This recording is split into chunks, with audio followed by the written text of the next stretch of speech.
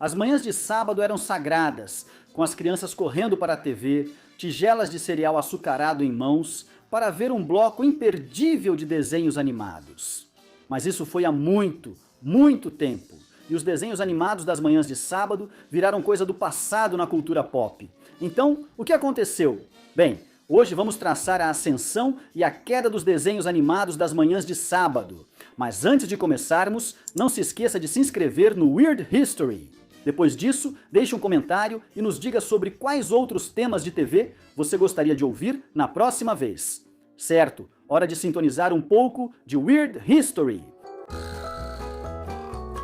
A história dos desenhos animados das manhãs de sábado começa em 1949, o mesmo ano que nos trouxe a OTAN, Richard Gere e a NBA.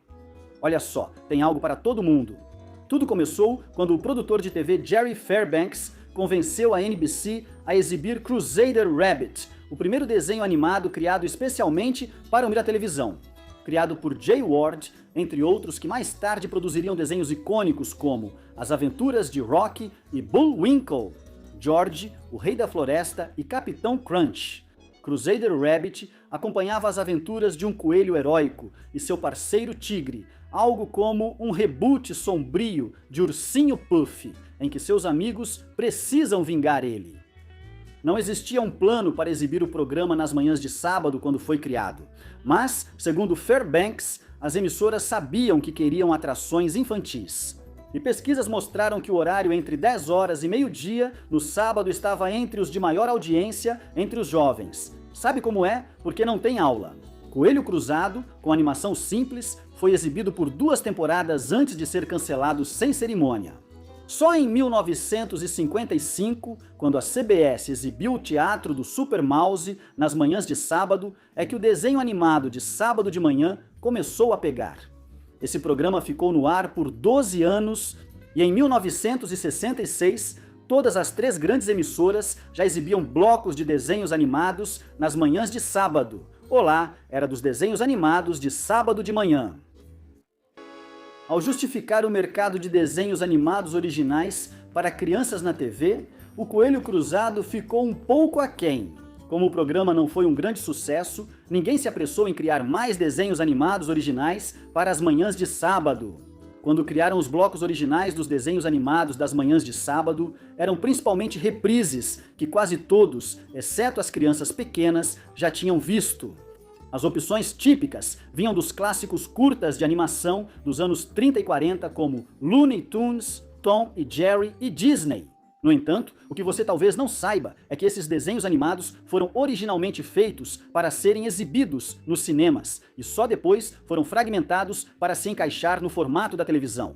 Sim, quando os desenhos animados passaram a integrar a cultura pop de massa entre 1920 e 1940, eram feitos só para o cinema, como curtas leves junto ao filme principal.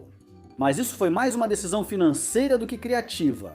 Com a tecnologia da época, não era financeiramente viável para um estúdio produzir desenhos animados com frequência suficiente para uma série de TV. Os artistas tinham que desenhar 24 quadros individuais à mão para cada segundo de animação. Isso não era barato nem fácil. Na verdade, ainda não é. O restante das manhãs de sábado exibia programas originalmente feitos para o horário nobre, como os Flintstones, os Jetsons e Jonny Quest. Sim, todos os 3 eram programas de horário nobre, como Os Simpsons, Uma Família da Pesada e Polícia de Peixes. Outros desenhos animados originais das manhãs de sábado dos primeiros tempos incluíam programas com personagens como Maguila, o Gorila, Manda-Chuva, Pepe Legal, Homem-Aranha, o Quarteto Fantástico e os super-heróis de Liverpool, favoritos de todos, os Beatles. Animação em célula parece algo que prisioneiros fazem para passar o tempo. Mas a célula na animação em célula não tem nada a ver com prisão. É a abreviação de celuloide e indica uma folha transparente já com uma imagem desenhada, evitando que artistas redesenhem personagens a cada cena. Essa técnica existe desde o início da animação, mas só foi aperfeiçoada depois, tornando-se uma solução barata e inteligente para criar mais animações originais para Marise Movie. Outro avanço foi quando a United Productions of America, estúdio fundado por ex-animadores da Disney e famoso pelos desenhos do Mr. Magoo, inovou com a animação limitada. A animação limitada reduziu ainda mais os custos ao reutilizar elementos dos quadros de uma cena, como os cenários, além dos próprios personagens. Você já notou que o Scooby e a turma sempre corriam pelos mesmos 3 metros de corredor em todos os episódios? Esse é o motivo. Outras produtoras adotaram esse processo, que foi essencial para reduzir custos e viabilizar séries animadas na TV. Com animação limitada em celuloide, no fim dos anos 1960 emissoras criaram novos blocos de 4 horas de desenhos para as manhãs de sábado. Eles também tornaram esses blocos de desenhos animados viáveis financeiramente ao bombardear crianças impressionáveis com comerciais radicais de forma incessante. Finalmente, as emissoras podiam oferecer algo aos anunciantes que nunca tinha estado disponível antes.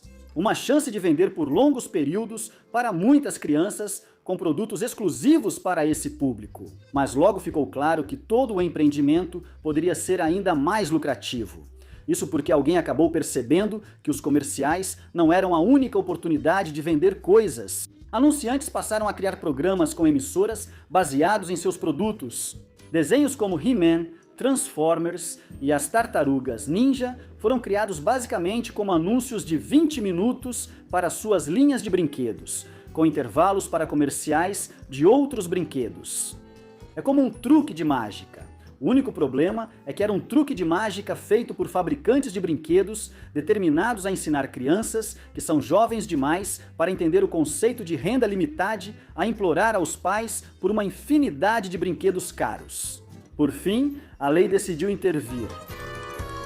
Fabricantes de brinquedos e executivos de desenhos animados lucraram por décadas com desenhos animados de sábado de manhã. Com o tempo, os pais se irritaram com o quão sem noção e descarados esses programas pareciam. Mesmo que Shakespeare visse valor nos Transformers, pais e ativistas nunca aceitavam isso. Eles protestaram contra o entretenimento comercial criado pelo complexo industrial de brinquedos e TV, exigindo que as emissoras oferecessem conteúdo educativo às crianças em troca de suas licenças lucrativas. Em 1990, o Congresso aprovou a Lei da Televisão Infantil, exigindo que as emissoras criassem programas infantis mais educativos, como um em que He-Man ensina matemática. A FCC fortaleceu ainda mais essas regras em 1996, estipulando que as emissoras precisavam incluir pelo menos 3 horas de programação educativa por semana, entre outras restrições. Como as emissoras não queriam mexer no horário nobre, cortaram os blocos de desenhos de sábado para incluir programas educativos. Se você acha que tornar os desenhos animados de sábado de manhã educativos os tornaria mais atraentes para adultos, mas menos atraentes para crianças, você está absolutamente certo. Aquelas tartarugas eram ninjas por um motivo, e não integrantes da equipe de debate. As crianças, achando que já tinham educação suficiente na escola, não gostaram da mudança e a audiência dos desenhos animados de sábado de manhã caiu. Além de convencer as crianças a ver TV educativa nos fins de semana, nos anos 1990, as redes tradicionais ainda lidavam com a crescente concorrência da TV a cabo. Em 1992, o Cartoon Network foi lançado, aumentando ainda mais o número de canais dedicados ao público infantil, que até então já incluíam a Nickelodeon e o Disney Channel. As redes que exibiam desenhos animados nas manhãs de sábado resistiram um tempo aos concorrentes, mas, após as exigências educacionais da FCC de 96, os canais a cabo se tornaram os principais destinos da programação infantil. Em menos de um ano, a Nickelodeon virou o canal infantil mais popular. Os canais a cabo não estavam sujeitos às regras da FCC, então podiam exibir todos os programas que quisessem, inclusive aqueles que supostamente acabam com o seu cérebro. Você sabe, os bons. Além disso, a simples existência desses canais já tinha diminuído a novidade de acordar cedo no sábado para assistir seus desenhos favoritos, porque eles transmitiam programação infantil o tempo todo. Qual o sentido dos desenhos de sábado de manhã se vários canais exibem desenhos o dia todo? Pressionadas por pais, Congresso e redes a cabo, as emissoras perceberam que o sucesso das manhãs de sábado acabou, justamente quando as crianças começaram a rejeitá-las, ainda que inconscientemente. É simplesmente que o gosto das crianças por programas de TV estava começando a mudar. O executivo da NBC, Lee Geiter, destacou que, com a chegada da TV a cabo, crianças acima de 8 anos passaram a se dividir em grupos distintos devido à mudança nas preferências de entretenimento. Dados das emissoras mostraram que algumas crianças preferiam animação, mas outras não. Programas live-action infantis ganharam popularidade. Segundo Geiter, já era difícil achar uma criança que gostasse só de animação. Enquanto desenhos animados eram mais populares entre meninos, programas live-action atraíam meninos e meninas pré-adolescentes. Em resumo, blocos de 4 horas de desenhos animados já não faziam tanto sentido, mesmo vendendo muitos brinquedos. O golpe final para os desenhos animados das manhãs de sábado foi o mesmo que afetou toda a TV por horário marcado: o surgimento da Netflix. Quando foi lançada em 1998, o futuro chegou. O serviço de streaming, que na época apenas entregava DVDs para as pessoas pelo correio, não oferecia programação original. Ela licenciava a maior parte do conteúdo infantil das TVs a cabo, o que também desviava essa atenção das TVs, como ocorreu com a Hulu em 2007. Esses serviços tornaram a programação das redes menos relevante, pois as crianças passaram a assistir ao que queriam, quando queriam. Adultos também se afastaram da TV tradicional com o uso do streaming. 4 de outubro de 2014 marcou o primeiro fim de semana nos Estados Unidos sem desenhos animados nas manhãs de sábado desde que o fenômeno começou. Gostaríamos de dizer que crianças de todo o país vestiram preto no Dia Nacional de Luto, mas, na época, ninguém se importava muito. A NBC foi a primeira a acabar com seu bloco de desenhos animados em 1992, e a CBS fez o mesmo logo depois. A ABC se manteve por um tempo, graças às opções de programação da Disney, mas o tempo foi implacável. Em 2004, exibiu seus últimos blocos de desenhos nas manhãs de sábado. Enquanto isso, a Fox finalmente acabou com os desenhos animados nas manhãs de sábado em 2008, deixando a CW como a última resistente, até que apagou as luzes em 2014. Mais de 2 décadas desde que o declínio começou. E é isso aí, pessoal.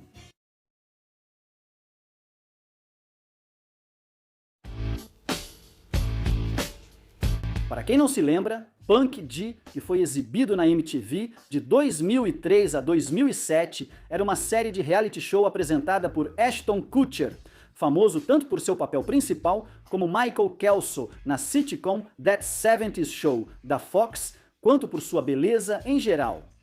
Ai, ai, ai.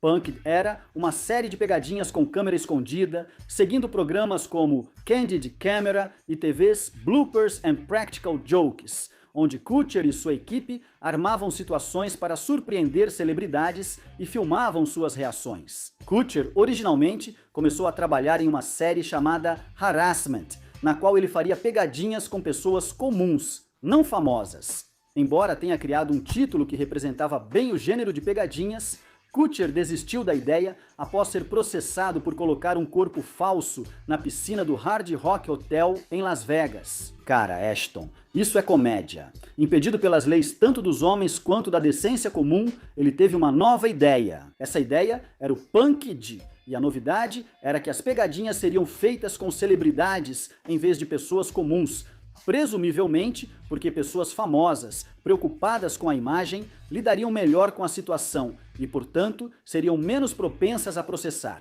O programa conseguiu enganar algumas pessoas bem famosas, incluindo Justin Timberlake, Jessica Biel, Tracy Morgan, Lindsay Lohan, Kirsten Dunst, Hugh Jackman, Zoe Saldana, Kanye West, The Rock, Beyoncé e muitos, muitos outros. Kutcher e os coprodutores perceberam que criar um programa de pegadinhas com pessoas acostumadas a procurar câmeras é bem mais difícil do que parece. Eles usavam truques de edição e até fabricavam conteúdos para obter o que precisavam.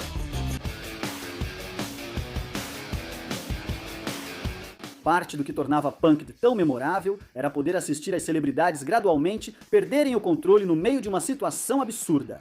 O objetivo de um programa de pegadinhas é registrar a reação genuína da pessoa à brincadeira. Certo? Bem, nem tanto. Muitas vezes a celebridade-alvo não ficava satisfeita com a reação natural que teve e não queria que o público visse isso. E a gente entende. Você não vai sorrir ao arruinar um casamento ou ver o governo levar seu cachorro de volta. Nesses casos, as filmagens brutas eram descartadas na edição e trocadas por tomadas alternativas, menos constrangedoras. Um exemplo famoso é o episódio com o rapper Drake. Drake achou que conheceria o então vice-presidente Joe Biden quando a equipe do Punk'd simulou um terremoto. No episódio, Drake parece assustado, mas a reação inicial dele, sem edição, foi bem mais dramática. Ashton Kutcher lembra que Drake pulou e se encolheu em posição fetal no colo do amigo. Acho que agora sabemos por que a linha direta parou de tocar.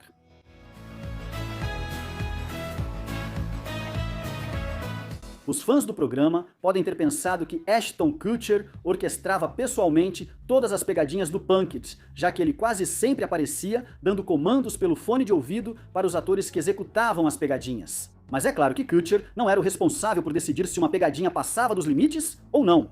Na verdade, a MTV tinha uma equipe inteira de advogados dando conselhos jurídicos no local sobre se uma pegadinha deveria ser interrompida. Como Kutcher disse, a principal responsabilidade desses advogados era garantir que, em nenhum momento, estivéssemos infringindo alguma lei ou colocando alguém em perigo de qualquer forma. É uma maneira longa de dizer que era para nos proteger. Mas mesmo com equipes de advogados tentando manter tudo dentro dos limites da legalidade, o Punk'd às vezes ficava perigoso. Por exemplo, no episódio da Serena Williams, a estrela do tênis dirige corajosamente a quase 160 km por hora, perseguindo duas crianças. Mais uma vez, super engraçado, Ashton. Rob Pinkston, que fez um adolescente no episódio, admitiu que ultrapassou limites de segurança por temer perder o emprego.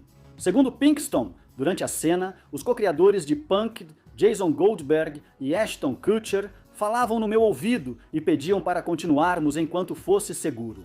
Acho que exageramos no seguro. Enganar uma grande atleta para dirigir como se estivesse no Mario Kart certamente é visto como inseguro pela maioria dos tribunais de trânsito. Pinkston diz que os produtores só queriam que ele salvasse o quadro, enganando Serena na perseguição. A edição fez parecer que Williams foi orientada a dirigir até onde as crianças estavam quando o episódio foi ao ar. A pegadinha foi reescrita após os fatos para ficar menos perturbadora e menos possivelmente ilegal. Participantes do Punk'd disseram que eram frequentemente incentivados a exagerar. Por exemplo, Julia Wolof, que gravou um episódio do Punk'd com Jadakiss, contou que os produtores queriam que ela levasse o rapper ao limite, mesmo sabendo que ele poderia estar armado. Isso é genial, Ashton. Ela disse que ao relatar seu desconforto aos produtores, eles pediram que não se preocupasse e continuasse, o que coincide com a lembrança de Pinkston sobre o episódio com Serena Williams. Uma pegadinha é expor alguém desavisado a uma situação chocante e estressante. É difícil prever como elas vão reagir. Algumas lidam com circunstâncias incomuns, outras ficam nervosas ou emocionadas, e algumas podem até se tornar violentas. A última reação é mais comum do que parece. Há até um subgênero no YouTube só de pegadinhas que acabam em brigas. O Punk'd enfrentou tantos quase acidentes que criou a regra: se aparecer uma arma, acabe a pegadinha e se revele imediatamente. Por que algo tão específico? Alguém sacou uma arma em um episódio não exibido com os Black Eyed Peas, iniciando uma briga quando um membro da equipe puxou a arma. Mas essa esteve longe de ser a única vez em que as coisas ficaram feias.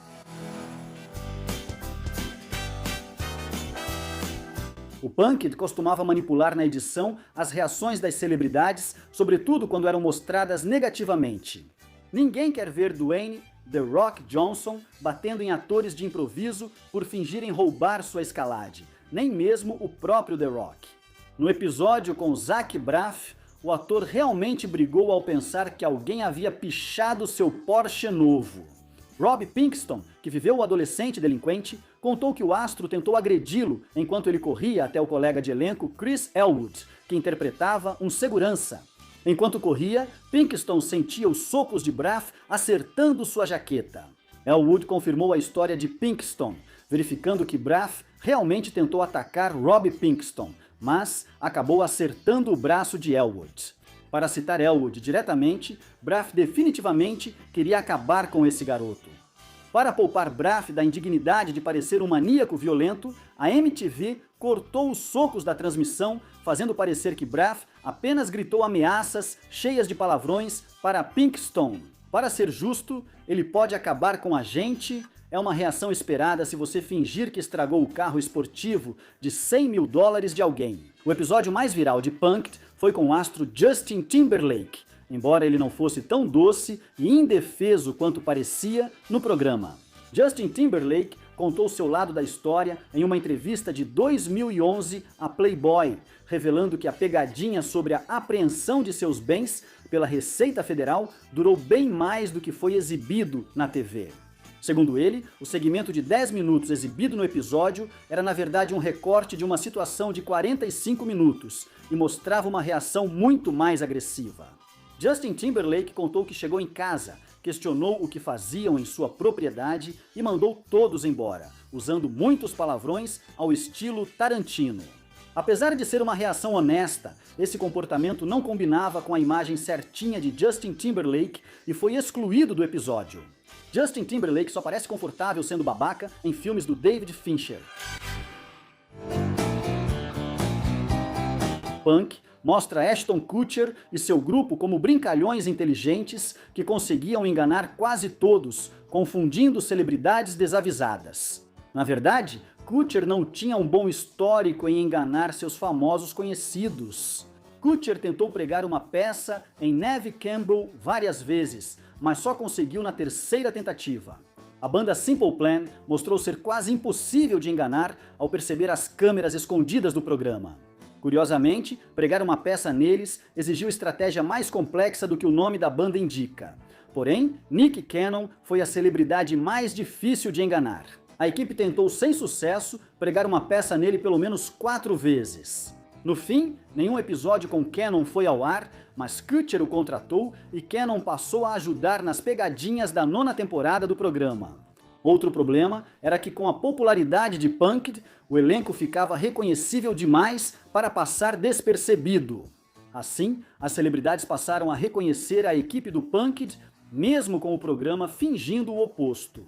Em um episódio com Lil Jon, Ashton Kutcher usou atores recorrentes como agentes da alfândega, tentando convencer o rapper de que seu avião ia para o Equador, não para Las Vegas. Lil Jon reconheceu os atores e exigiu que Kutcher aparecesse, supostamente gritando: "Você não pode pregar uma peça no rei do crunk." Antes de tentar isso sozinho, lembre-se, essa frase só funciona quando Lil Jon diz isso.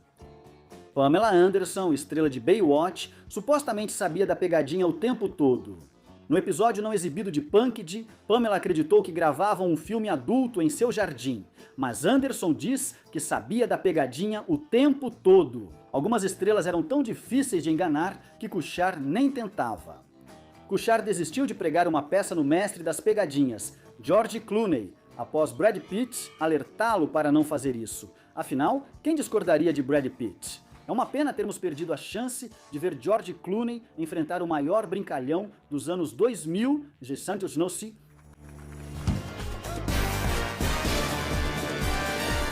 Apesar de ter acabado em 2007, os produtores de Punk'd sabiam que o público continuaria interessado em pegadinhas com celebridades. Em março de 2012, Punk'd retornou à MTV.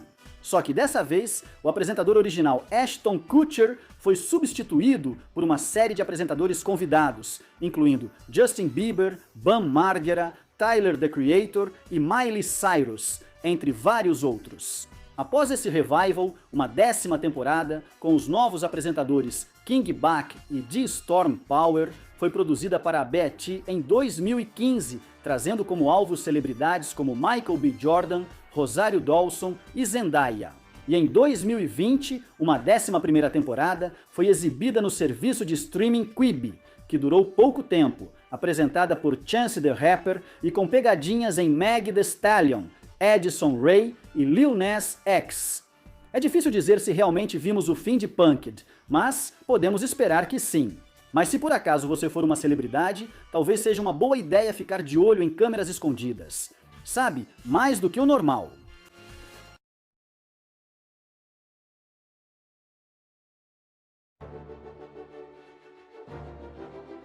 Em 1986, a NASA vivia seu maior destaque em relações públicas desde a chegada do homem à Lua. A organização iria enviar uma professora chamada Christa McAuliffe, que era civil, para o espaço. Ela acompanharia 6 astronautas treinados e transmitiria 2 aulas para a Terra enquanto estivesse em órbita. Pessoas do mundo todo estavam ansiosas para testemunhar esse feito histórico ao vivo. Uma pessoa comum indo ao espaço parecia um grande avanço para a humanidade. Milhões assistiram pela TV quando o foguete Challenger explodiu segundos após o lançamento, destruindo a nave e sua tripulação, incluindo McAuliffe. O desastre destruiu o entusiasmo do público pelo programa espacial e continua sendo uma das transmissões ao vivo mais infames da história. Em 2015, a repórter Alison Parker e seu cinegrafista Adam Ward, que trabalhavam perto de Roanoke, Virgínia, estavam entrevistando Vicki Gardner, diretora executiva da Câmara de Comércio local, quando um homem não identificado se aproximou de repente e matou os dois a tiros. Todo o crime chocante foi transmitido ao vivo. O autor do crime foi Vester Lee Flanagan, segundo que já trabalhou como repórter na afiliada da CBS em Roanoke antes de ser demitido em 2013 por conduta inadequada. Flanagan matou Parker e Ward em vingança pelo que considerava maltratamento da emissora. Vicki Gardner, entrevistada, foi baleada no fogo cruzado, mas sobreviveu. Flanagan fugiu das autoridades por 3 quilômetros, saiu da estrada com seu caminhão e se suicidou com um tiro fatal.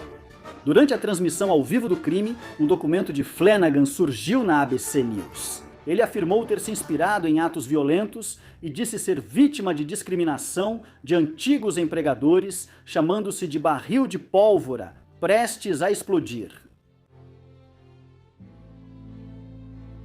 Christine Chubbuck, uma apresentadora de notícias em Sarasota, Flórida, encerrou sua transmissão em 15 de julho de 1974, seguindo a prática da WCLT de apresentar relatos imediatos e completos das notícias locais de sangue e tragédia. A TV 40 exibe o que se acredita ser algo inédito na TV, com cores vivas e cobertura exclusiva de uma tentativa. Então ela sacou uma pistola e atirou em si mesma ao vivo. Fontes próximas à família relatam que Christine Chubbuck lutava contra a depressão e pensamentos autodestrutivos. Tendo tentado suicídio em 1970, a mãe de Christine Chubbuck não avisou a WXLT sobre os problemas da filha por medo de que Christine fosse demitida.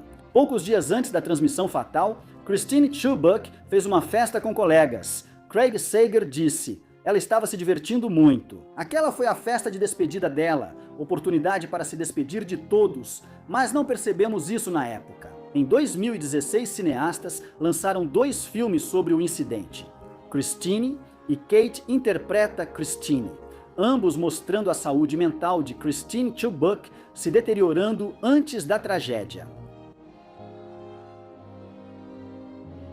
Roberto Bud Dwyer foi o tesoureiro da Pensilvânia de 1981 a 1987, até se envolver em uma série de escândalos e ser finalmente condenado por corrupção.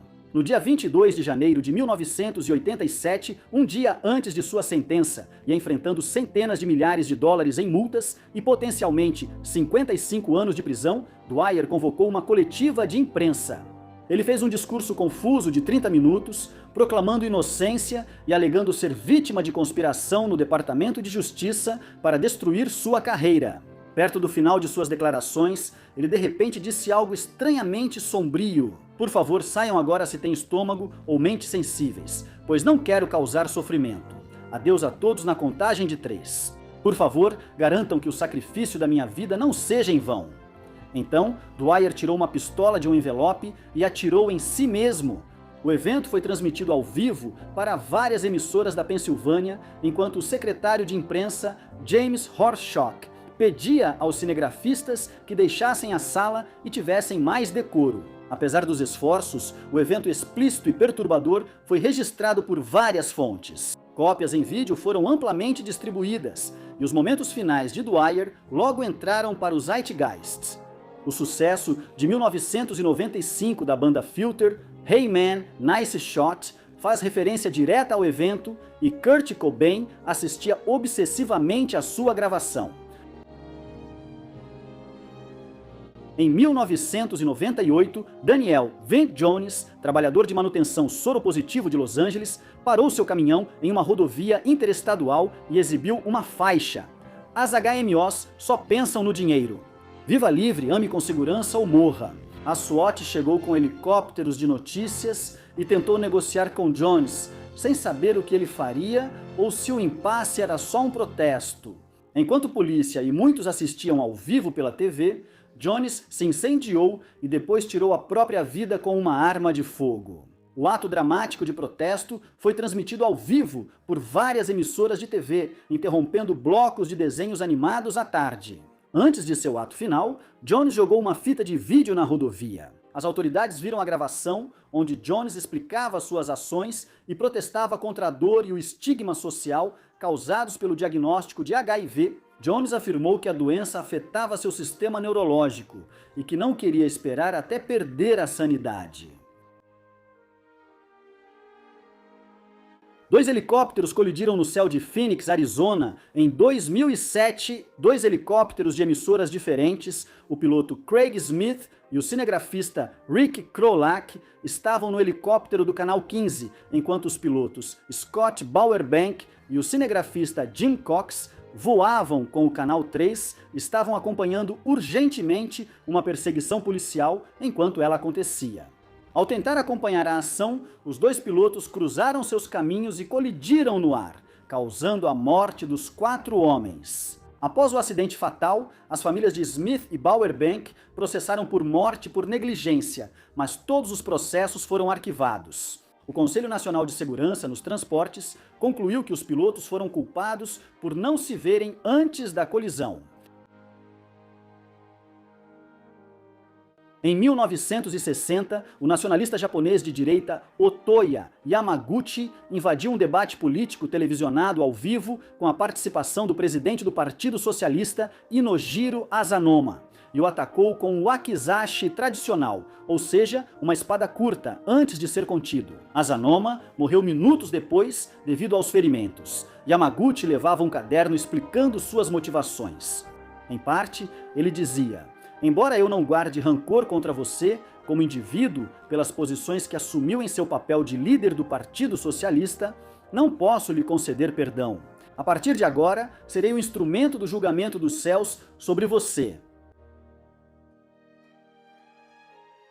Lee Harvey Oswald foi facilmente o homem mais odiado da América após tirar a vida do presidente John F. Kennedy em 1963 durante uma fatídica carreata em Dallas. Embora o infame filme de Zapruder tenha registrado a tragédia histórica, ele não foi exibido na TV.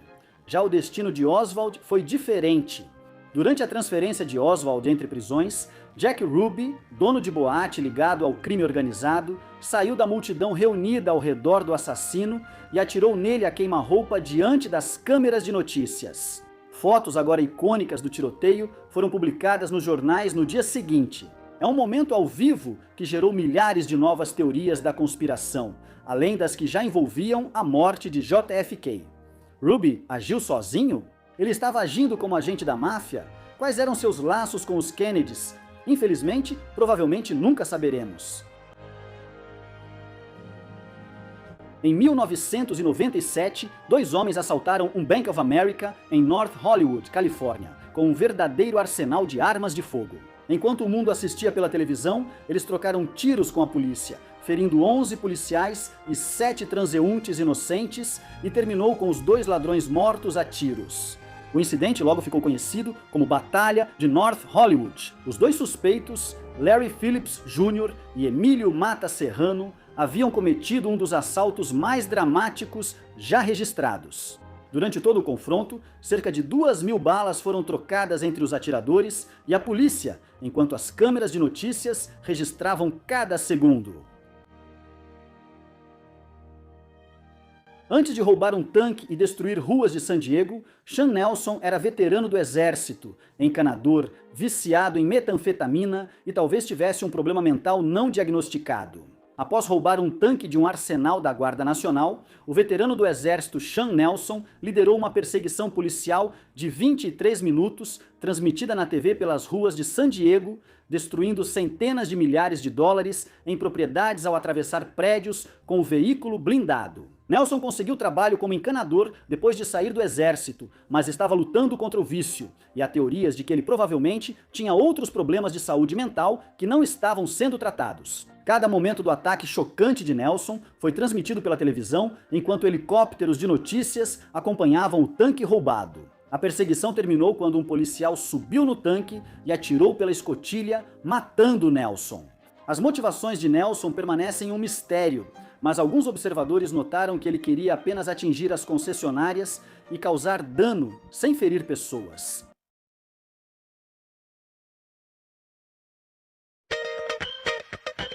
Não dava para pedir convidado musical melhor para encerrar os anos 70 do que David Bowie. Os telespectadores estavam animados, mas Bowie ficou irritado nos bastidores com a censura da NBC a um verso de Boys Keep Swinging. Quando você é um garoto, outros garotos te observam. Não sendo o tipo de cara que gostava de executivos de TV sem rosto interferindo em sua arte, Bowie tomou uma atitude enquanto apresentava a música. Ele vestiu o que só pode ser descrito como um enorme traje de marionete cobrindo a frente do corpo. Ao final da música, o que parecia um membro gigante, mas era só uma língua de sogra enrolada, saiu da calça da marionete e balançou para todos os lados. Acreditamos que naquele momento a NBC preferiria ter deixado tudo como estava. Liderada por Lee Ving, que interpretou o Sr. Body em Detetive, a banda punk Fear era famosa por shows ao vivo selvagens, nos quais atacava o público com insultos sexistas e homofóbicos. John Belushi, grande fã, usou sua influência para que fossem os convidados musicais do episódio de Halloween de 1981. Ving provocou o público de Nova York dizendo: "É ótimo estar em Nova Jersey", e depois gritou: "Nova York é uma droga". O show da banda foi interrompido após um mosh pit no palco sair do controle. Mas o maior prejuízo ocorreu após as câmeras serem desligadas, quando Fear e seus fãs teriam causado $200 mil em danos ao estúdio. Como era esperado, a banda foi banida do SNL para sempre. Pode parecer bobo agora, mas em 15 de outubro de 1988, o sketch Nude Beach do SNL, escrito pelo então roteirista do SNL Conan O'Brien e com a participação do apresentador Matthew Broderick, foi extremamente polêmico. Por quê? O sketch mostrava Broderick indo à sua primeira praia de nudismo com um amigo. Após conhecer outros na praia, os homens comentam sobre o tamanho do membro de Broderick, usando a palavra pênis mais de 40 vezes em um sketch de 4 minutos, ou mais de uma vez a cada 6 segundos. É muita rola. O sketch recebeu milhares de reclamações quando foi exibido, mas, diferente de outros do episódio, ainda é fácil de encontrar online. Ao que parece, a NBC não quis esconder essa praia de nudismo do público. Na década de 1990, o comediante stand-up Andrew Dice Clay estava em alta e no auge da sua fama. O material dele era polêmico. Clay fazia no palco um personagem misógino e homofóbico, mas críticos diziam ser difícil saber se era atuação ou discurso de ódio. O fato de ele apresentar o SNL em 12 de maio de 1990 gerou reação negativa antes mesmo do episódio ir ao ar. A integrante do elenco, Nora Dunn, decidiu que não queria se envolver com o humor de Clay, fosse um personagem ou não, e se recusou a participar do episódio.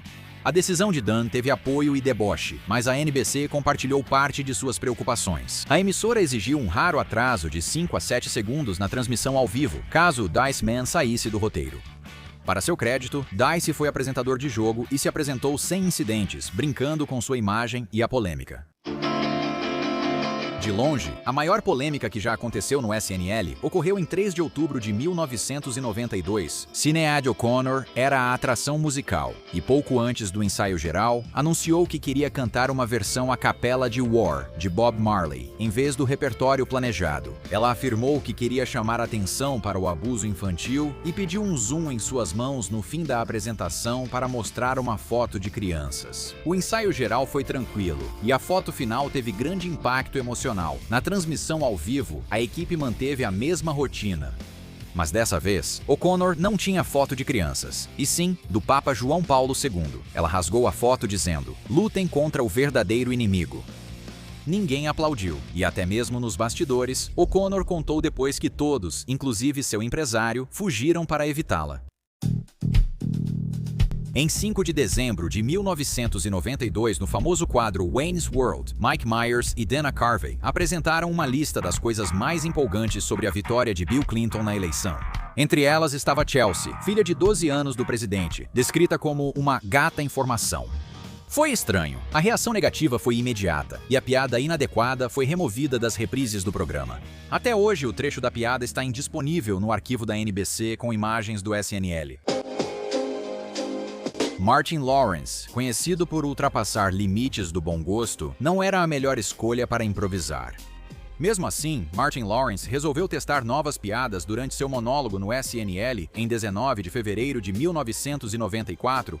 O novo material focava principalmente em John Bobbitt, cuja agressão única pela esposa Lorraine o tornou alvo dos apresentadores de programas noturnos. O restante da apresentação de Martin Lawrence focou em suas opiniões sobre higiene feminina, o que não foi bem recebido. As partes mais polêmicas do monólogo foram cortadas nas reprises e substituídas por um resumo. Martin Lawrence não foi mais convidado a retornar. Num momento que entraria para a infâmia do YouTube para sempre, o vencedor do Oscar, Adrien Brody, colocou dreadlocks falsos e tentou falar patuá jamaicano ao apresentar o convidado musical, o cantor de reggae Sean Paul, no episódio de 10 de maio de 2003 do SNL. É o que a garotada chama de vergonha alheia. Adrien Brody disse coisas como respeito total, minha tia, respeito em todos os aspectos, respeito meu pescoço, respeito meus joelhos, salve Jamaica Massive, salve Kingston Massive, e não, eu não vou imitar a voz. O elenco e a equipe apenas assistiram envergonhados, e Adrien Brody, como esperado, nunca mais apresentou. A vida passa rápido. Por exemplo, em 23 de outubro de 2004, a atração musical Ashlee Simpson cantou Pieces of Me pela primeira vez e foi bem. No entanto, sua segunda música foi uma história diferente. Ashlee Simpson estava pronta para cantar sua música Autobiography, mas em vez disso, a música de Pieces of Me começou a tocar novamente nos alto-falantes. A banda dela tentou se recuperar mudando rápido para Pieces of Me, mas a voz pré-gravada de Ashlee Simpson tocou nos alto-falantes, revelando que ela não cantava, deixando o público confuso sobre o que, em nome do Milli Vanilli, ocorria. Visivelmente envergonhada, Ashlee Simpson fez uma dancinha e deixou o palco. O episódio teve grande cobertura da mídia, e embora Ashlee Simpson alegasse orientação médica para não cantar por um problema na garganta, sua carreira musical nunca se recuperou totalmente. Piadas às custas de pessoas com deficiência costumavam ser bastante comuns na televisão, mas em 2007 isso já havia saído de moda, com razão, na maior parte das vezes. Em 24 de fevereiro daquele ano, o SNL exibiu um esquete onde Bill Hader, em seu personagem, fez um comentário bizarro sobre seu pai. Eu me lembro que tivemos um dia ótimo no parque. Nós nos divertimos muito. Ele corria na grama perseguindo esquilos. Havia uma fonte onde jogamos moedas por horas. Foi tão incrível. Foi o primeiro dia em que pensei, tenho um pai, e não um pai com síndrome de Down. A plateia riu, mas os telespectadores logo se ofenderam. O CEO e presidente da Sociedade Nacional da Síndrome de Down enviou uma carta ao produtor Lorne Michaels, criticando fortemente o esquete. Exceto talvez por uma atuação indicada ao Oscar, artistas brancos raramente devem fazer blackface, pois essa prática tem uma longa história ligada ao racismo. Mesmo assim, no episódio de 11 de março de 2000 do SNL, Jimmy Fallon usou maquiagem escura para imitar seu amigo e colega de elenco Chris Rock. O sketch teve pouca repercussão na exibição, mas gerou reação negativa em 2020 ao ressurgir na internet. Fallon, então apresentador do The Tonight Show, usou um episódio para se desculpar pelo incidente, mas ainda não fez o mesmo pelo filme Taxi. Quando o SNL anunciou Kanye West como atração musical em 29 de setembro de 2018, muitos imaginaram que ele, famoso pelo temperamento explosivo, causaria polêmica. Eles acertaram.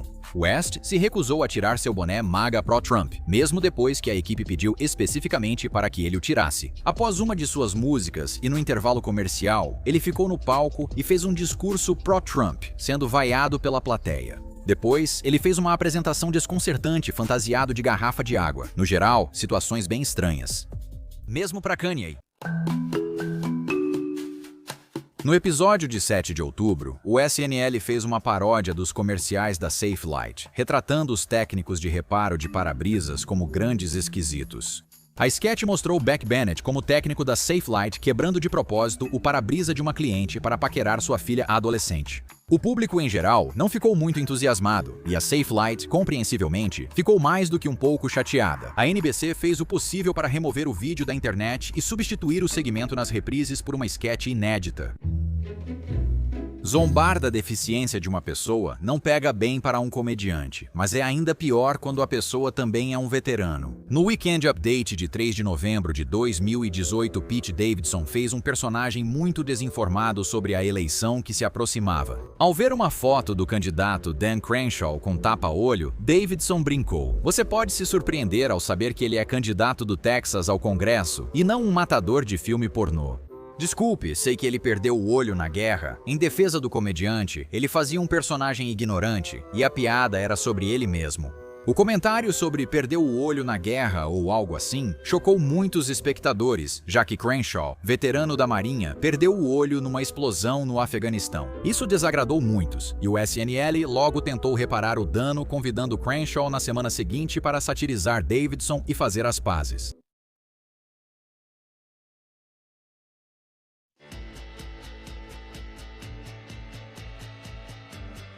A estrela pop JoJo, cujo nome verdadeiro é Joanna Noelle Levesque, lançou seu single de estreia, Live, Get Out, quando ainda tinha apenas 13 anos, tornando-se a artista solo mais jovem da história a liderar a parada Mainstream Top 40 da Billboard dos Estados Unidos. Infelizmente, Rebecca Black não alcançou o mesmo sucesso.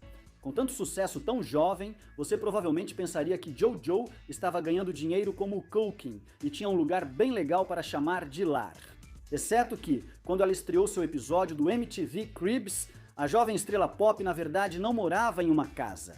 Ela revelou que ela e a mãe viviam de malas e se hospedavam principalmente em hotéis na época. Em vez de correr atrás de um apartamento de luxo em leilão policial para a gravação, JoJo usou a casa do tio emprestada.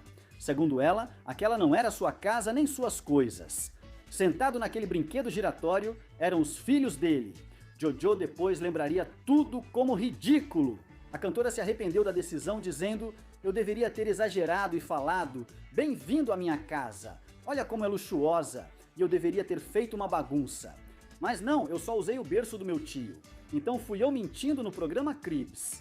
É preciso questionar a decisão da MTV Cribs de fazer um episódio sobre uma garota de 13 anos.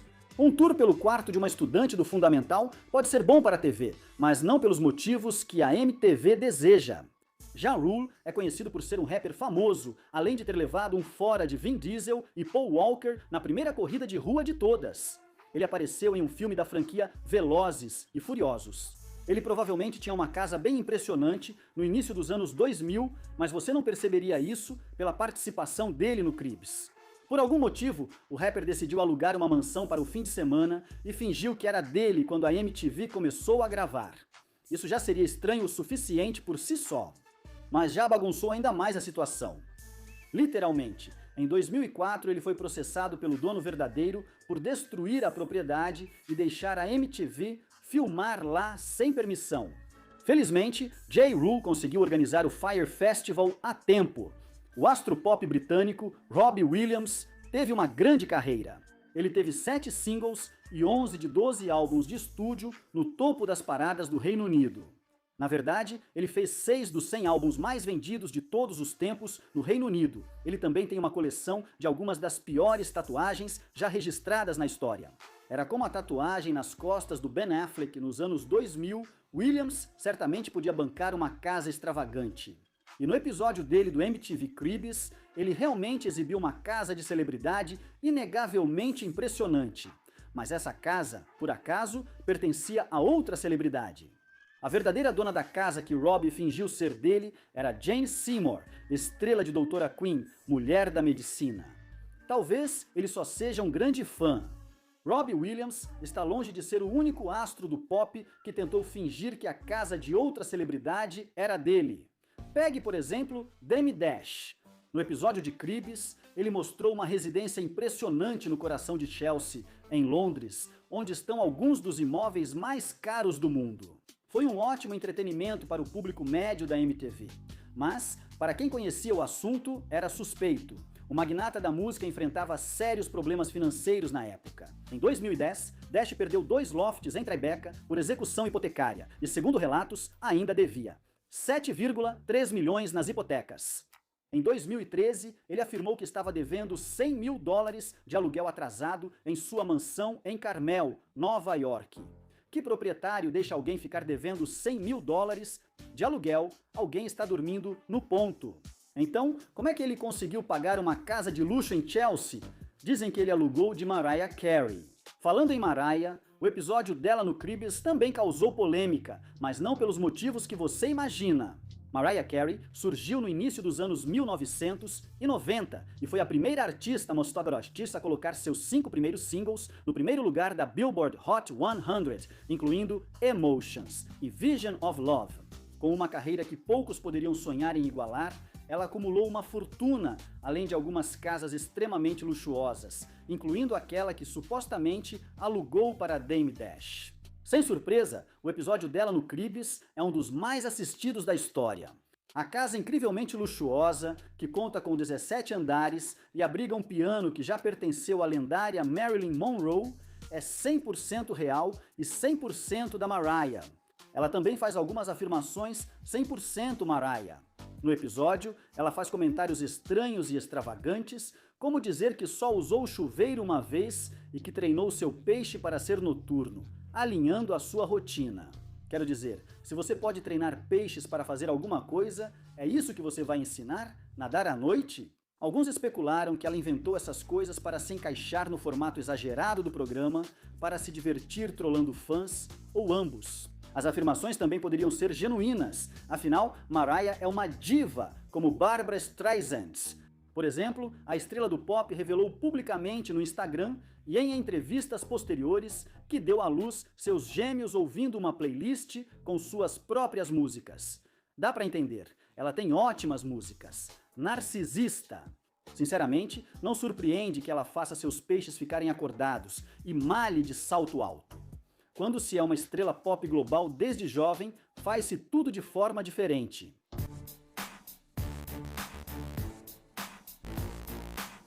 Em fevereiro de 2003, o rapper 50 Cent lançou o álbum Get Rich or Die Tryin'.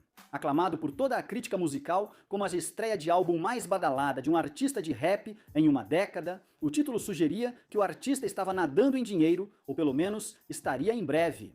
Ele fez um filme com o mesmo nome em 2005 que nunca teve continuação e ainda está muito vivo.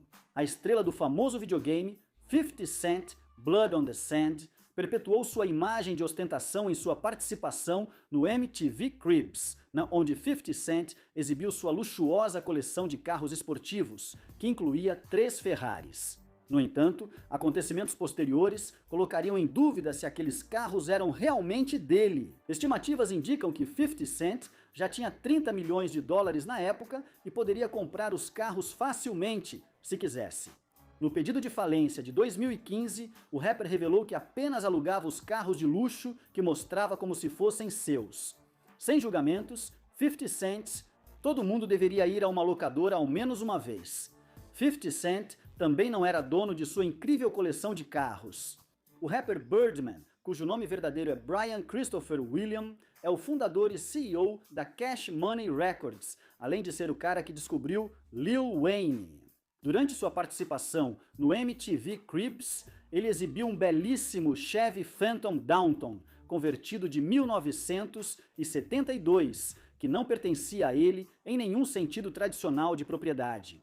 O carro estava só emprestado para o episódio dele. Dizem que pertencia a um empresário de Cincinnati, mas combinava com a imagem do Birdman na época. A MTV providenciou o empréstimo do veículo para o episódio. Chad Moss, mais conhecido como Bow Wow e antigamente como Lil Bow Wow, não é novato em distorcer a verdade. Em 2018, o rapper se meteu em uma enrascada quando postou uma foto de banco de imagens de um jato particular no Instagram e afirmou que era dele. Aprenda, busca reversa de imagens antes de mentir no Instagram. Provavelmente, não surpreende que Bow Wow também tenha enganado os telespectadores sobre sua coleção de carros no Cribs. O rapper, que na época tinha 21 anos, exibiu seu Bentley, Lamborghini e Cadillac Escalade. Assim como os carros do 50 Cent e do Birdman, os veículos foram alugados para a ocasião. Como sabemos disso? Bem, cada carro estava estampado com a palavra Prestige, o nome de uma empresa de aluguel de carros de luxo em Miami. Cara, você precisa começar a prestar atenção nesses pequenos detalhes.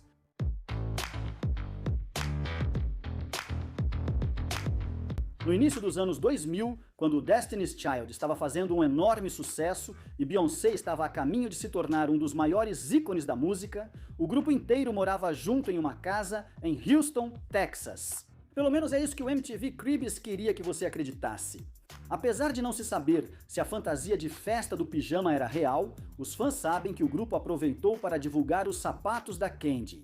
Beyoncé foi ao quarto da Kelly Rowland e achou uma caixa de sapatos da Candy com lembranças de ex-namorados. O Destiny's Child conseguiu patrocínio da empresa e lançou sua própria linha de sapatos de grife. No mínimo, é preciso respeitar essa correria.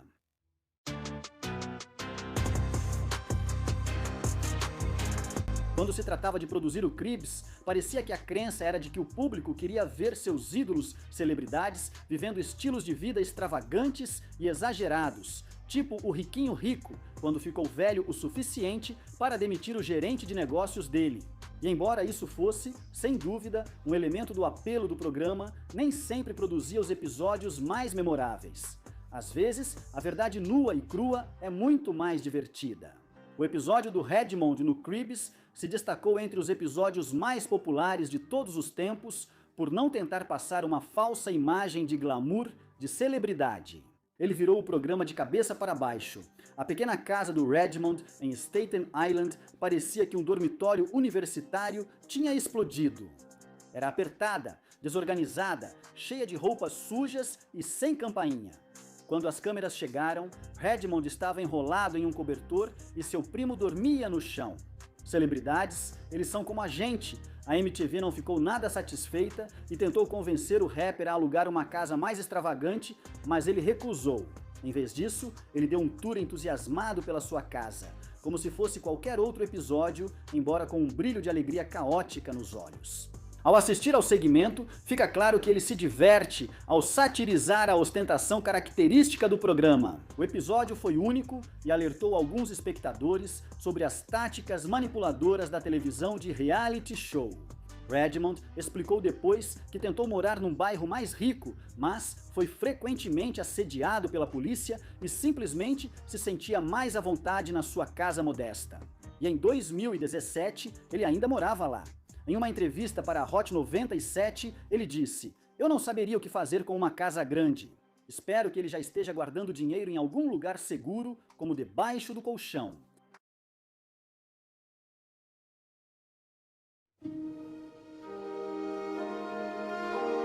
Em uma realidade alternativa, todos nós estaríamos assistindo a um programa chamado Woozle Rock. Antes do programa avançar muito no desenvolvimento, os Fraggles deveriam se chamar Woozles. O plano dos Woozles mudou quando alguém assistiu Ursinho Pooh e ouviu a música dos Heffalumps e Woozles pela primeira vez.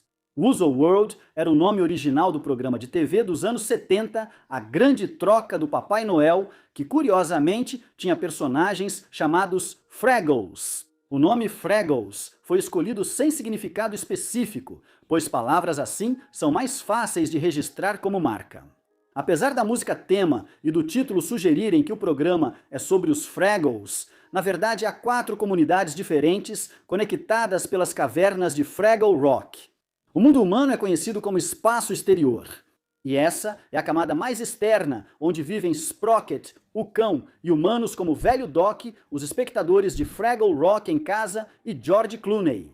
Fraggle Rock é lar não só dos Fraggles, mas também dos Doozers, pequenas criaturas verdes que adoram ser o contraponto trabalhador dos Fraggles dançarinos.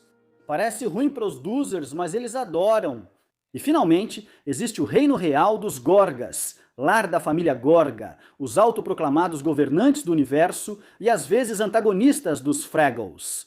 Essas comunidades unem-se para sobreviver. Fraggles cultivam rabanetes com água do mundo humano e são protegidos pelos Gorgs. Os Fraggles usam os rabanetes como alimento, os Doozers usam para construir torres e os Gorgs usam para não ficarem invisíveis? Olha, era um programa estranho. Poderíamos estar inventando metade disso e nem os fãs mais fanáticos de Fraggle Rock notariam. A ligação entre as comunidades de Fraggle Rock é mostrada no episódio O Rio da Vida. O humano Doc faz um acordo lucrativo que polui a água da qual todos dependem como um verdadeiro idiota. Essa água está contaminada. Quando percebe que vários ecossistemas de fantoches encantadores são afetados pelo acordo, ele muda de ideia. Imagine só, os Fraggles e Fraggle Rock buscavam sabedoria e iluminação na forma de uma pilha literal de lixo. Se isso não é uma metáfora para os anos 2020 até agora, eu não sei o que é. Marjorie, a pilha de lixo, era a conselheira sábia e maternal dos Fraggles, feita de cascas de laranja, borra de café e sabedoria. A pilha de lixo usava sua experiência e poderes telepáticos e telecinéticos para dar conselhos importantes aos Fraggles. Faz muito sentido. Quando precisamos de conselhos, recorremos à internet, que é a coisa mais próxima que temos de uma pilha de lixo consciente. As sugestões de Marjorie vêm com músicas animadas de blues, tornando-a uma personagem que envolve todos os 5 sentidos. Poucos cruzavam a ponte entre o mundo humano do espaço sideral e o reino dos Fraggles, mas, quando isso ocorria, era pelo tio viajante Matt.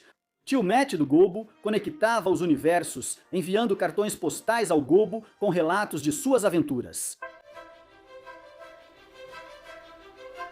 A moralidade de Fraggle Rock sempre foi sutil, mas estava presente. Claro, havia aquelas lições clássicas de programas infantis, como amizade, compartilhar, gentileza e todas essas coisas. Às vezes, Fraggle Rock tratava temas mais sérios. Por exemplo, no episódio Wembley e os Gorgs, ensinava de forma sutil sobre as complexidades da opressão. No episódio, Wembley é capturado e obrigado a trabalhar para os Gorgs. Eles o elogiam e demonstram apreço, fazendo com que ele se esforce ainda mais para agradá-los. Wembley se envolve tanto com a Gorgade que afasta seus amigos quando tentam resgatá-lo, só percebendo o erro quando os Gorgs atacam os Fraggles. No fim do episódio, Wembley percebe que era explorado pelos Gorgs só quando tentaram ferir seus amigos. Uma mensagem forte para crianças e quem vai entrar no mercado de trabalho. Sobre os Gorgs, eles são destaque em outro episódio que contrasta a cultura Fraggle com o autoritarismo dos Gorgs. Junior Gorg acaba reduzido ao tamanho de um Fraggle. Após conhecer os costumes dos Fraggles e se integrar à sociedade, Junior Gorg decide deixar de ser um governante autoritário. Ele percebe que dominar os outros não é certo e juntos criam uma nova sociedade. Provavelmente, as crianças não notaram a mensagem política na época. Mas vejam, um Gorg governante sendo colocado no lugar? Acho que as crianças entenderam. Programas musicais infantis com fantoches raramente falam de mortalidade, e quando fazem, é com cuidado. Fraggle Rock era diferente. Vários episódios lidam diretamente com o assunto desconfortável da morte inevitável. Como em um episódio Isolados, onde um deslizamento de pedras prende os personagens Boober e Red em uma caverna. Sem saída, ambos admitem seus medos sobre o que acontecerá ao deixarem este mundo. Felizmente, são resgatados antes que algo aconteça. O tom emocional e existencial do episódio era único na TV infantil da época. Os Fraggles encaram novamente o tempo implacável quando Wembley fica preso num deslizamento de pedras durante uma caminhada. Acho melhor esses fantoches evitarem pedras. Wembley é salvo por Mudwell, o coelho de lama, que cuida dele até a recuperação e depois o expulsa. Na verdade, Mudwell não está sendo grosso, mas está morrendo. Ao expulsar o Wembley, ele queria poupar o jovem Fraggle de presenciar seu fim natural. Wembley permanece próximo e todas as crianças em casa assistem enquanto Mudwell parte para o outro mundo, com Wembley emocionado e de luto observando. Coisas bem pesadas para um programa com uma música chamada Puka Squidily Boink. Fraggle Rock também não tinha vergonha de abordar religião. Eles satirizaram cultos em um episódio onde Marlin Fraggle tenta iniciar um culto sem sucesso. Pobre Marlin. Mas Fraggle Rock também decidiu focar nos pregadores evangélicos, com o personagem Convincing John. Vestindo suas melhores roupas de domingo e cantando músicas animadas, John conseguia convencer qualquer um de qualquer coisa, por isso seu nome. O personagem era engraçado, mas mostra que Fraggle Rock não temia brincar com religião. John convence Red Fraggle a andar vendada e faz Smokey usar copos nas mãos. Que sujeito doente! John consegue convencer os Fraggles a não comerem as torres de rabanete dos Dozers, não por incomodar os Dozers, mas porque ele mentiu, dizendo que isso os faria virar humanos. Se precisar escolher entre ser humano ou Fraggle, você sempre escolhe ser Fraggle. Como a música tema deixa bem claro, os Fraggles preferem dançar e esquecer as preocupações do que fazer qualquer outra coisa, o que é outra forma de dizer que eles basicamente estão todos desempregados. Os Fraggles lembram um remake com fantoches de Como Enlouquecer Seu Chefe, pois só trabalham uns 30 minutos por semana e o resto do tempo brincam e fazem música como aquele namorado da faculdade. Os Fraggles vivem de forma boêmia porque se alimentam das torres de rabanete feitas pelos Dozers, uma espécie muito trabalhadora e orgulhosa de sua ética. Eles constroem torres com pó de rabanete que depois são devoradas pelos Fraggles. Com certeza essas torres são importantes, mas elas não parecem ter outra função no programa além de serem pilhas prontas de lanches para os Fraggles. Fraggle Rock foi criado por Jim Henson e sua empresa Henson Associates. A empresa sempre foi uma inovadora no campo da marionetagem e está por trás dos programas extremamente populares Vila Sésamo e o Show dos Muppets. E quando você está no topo do ramo, precisa se manter atualizado com a tecnologia. Por isso, a equipe de Fraggle Rock precisou inovar tecnologicamente. Um ótimo exemplo é a tecnologia usada para dar vida aos Gorgs. Os artistas usavam fantasias completas dos Gorgs, enquanto um técnico controlava as expressões faciais por controles animatrônicos, como um Cyrano de Bergerac distópico. Animatrônicos e chroma key, ambos em fase inicial, eram usados juntos na época. Apesar de hoje não parecer inovador, o programa usava o melhor da tecnologia dos anos 80. Além disso, a produção impressionava não só pela tecnologia. A maioria dos programas é feita para um público específico, mas Fraggle Rock foi criado para ser internacional. As cenas com fantoches foram feitas no Canadá, enquanto o mundo humano lá fora, com o Doc, foi filmado em diferentes locais e idiomas. Assim, cenas com fantoches eram dubladas enquanto outras eram filmadas para as versões francesa, alemã e canadense, dando características únicas a cada uma. Além da mudança de idioma, o trabalho de Doc variava conforme o país. Na França, ele trabalha em uma padaria, não como inventor. Na Inglaterra, ele trabalha em um farol. Não sei porquê. Aparentemente, eles não têm padeiros nem inventores na Inglaterra. As histórias em si não mudaram, já que os temas eram algo com que todos podiam se identificar, não importava onde assistissem. E lembra de todos os cartões postais que o tio Matt viajante enviava? O boneco do tio Matt viajou por lugares exóticos, mas seu manipulador, David Gowles, nem sempre o acompanhava. Apesar de Gowles ter estado na Nova Zelândia e Austrália para um especial de Fraggle Rock, atores locais frequentemente interpretavam o personagem. Se achava o programa divertido, deveria ouvir sobre os bastidores. A equipe de Fraggle Rock adorava pregar peças assim que as câmeras desligavam. O famoso dublador e marionetista Frank Oz tinha fobia de sementes. Um dia, seu maior medo se realizou quando Jerry Juhl encheu suas persianas com alpiste. Jocelyn Stevenson incluiu uma pegadinha no episódio Scared Silly, após ser alvo de uma brincadeira nos bastidores. Antes do recente revival da série pela Apple TV, Fraggle ficou anos sem novidades. Em 2012, o artista Ben Folds nos trouxe um momento incrível de nostalgia. O videoclipe dele, Do It Anyway, foi uma colaboração entre Ben Folds 5, Nerdist e a Jim Henson Company para celebrar o 30º aniversário dos Fraggles. Quase todos os marionetistas do programa original estavam presentes, exceto Dave Gowles, que não pôde gravar. Apesar disso, a voz de Gowles ainda é usada. Para um programa que levava a música a sério, colaborações assim eram inevitáveis. Ei, Folds gravou um álbum com Shatner. Trabalhar com fantoches deve ter sido fácil.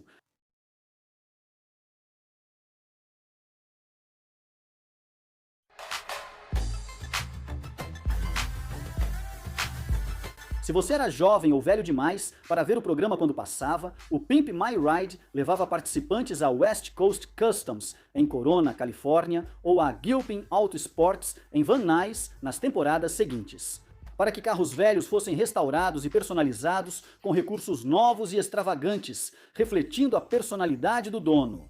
Em um episódio marcante, a estudante de cinema Brooke Siegel, de 22 anos, ganhou um projetor de drive-in instalado em seu carro velho. Embora seja válido questionar se Siegel usaria ou conseguiria dirigir com esse recurso, a realidade dessa participante de reality show não resistiu a uma análise mais profunda. Brooke Siegel não era estudante de cinema, nem tinha 22 anos.